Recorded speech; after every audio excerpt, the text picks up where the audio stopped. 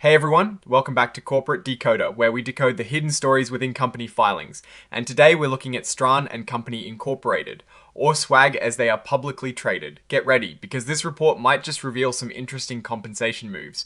Before we dive in, if you love getting the real story behind corporate news without the jargon, make sure you hit that subscribe button, and if you want to join a community of like-minded finance enthusiasts, check out our Discord server linked in the description below. Alright, so what we have here is what is called a Form 8K filing.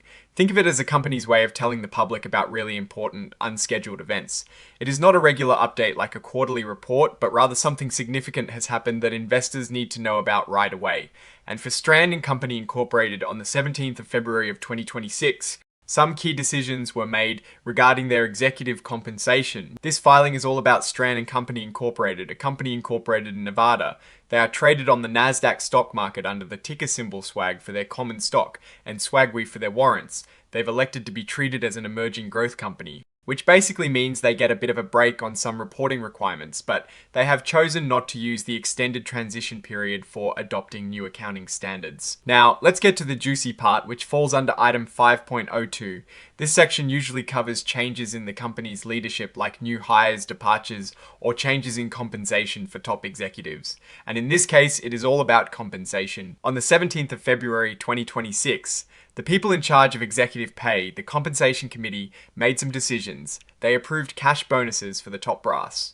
David Browner, the Chief Financial Officer, got $2,500 Ian Wall. The Chief Information Officer received $7,950. And the big payout went to Andrew Shape, the President and Chief Executive Officer, who was awarded a bonus of $45,000. Now, $45,000 might sound like a lot, but in the world of CEO compensation, especially for a publicly traded company, it's on the more modest side, which is interesting to note. But that is not all. On the very same day, the Compensation Committee also approved grants of restricted stock. These are basically shares of the company that are given to employees, but they can't sell them right away. They have to wait for them to vest, which is usually based on time or performance. David Browner, the CFO, was granted 25,000 shares, and Ian Wall, the CIO, received 12,000 shares.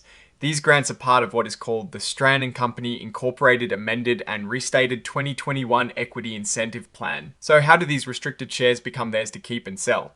They vest over time. 1/3 of the shares will vest 1 year after the grant date, another third will vest 2 years later, and the final third will vest 3 years after the grant. This is a pretty standard way to encourage executives to stick around and work towards the company's long-term success. Both Browner and Wall actually signed the agreements for these shares a couple of days later, on the 19th of February 2026. And finally, we have the signatures formally marking the filing. Andrew Shape, the CEO, signed off on this report on the 20th of February 2026. Now, let's step back and look at the bigger picture here. This filing isn't about massive financial windfalls, but rather about the deliberate allocation of compensation and equity to key executives. The bonus structure is relatively straightforward, with the CEO receiving the largest cash bonus, which is expected. The restricted stock grants, however, are more significant. Granting stock that vests over 3 years signals a commitment to retaining these executives and aligning their interests with the long-term performance of Stran and Company Incorporated. What is interesting is that there are no spectacular numbers or dramatic financial shifts being reported here, which is why this filing is a Form 8K and not a more detailed financial disclosure like a 10Q or 10K. This is purely about an executive compensation event. For investors, these types of grants are usually seen positively as they tie executive rewards to the company's future success. However, the real test will be whether these executives can leverage these incentives to drive significant growth and value for shareholders. We haven't seen any specific financial performance metrics in this document, so we can't directly link these grants to profit or loss in this particular filing.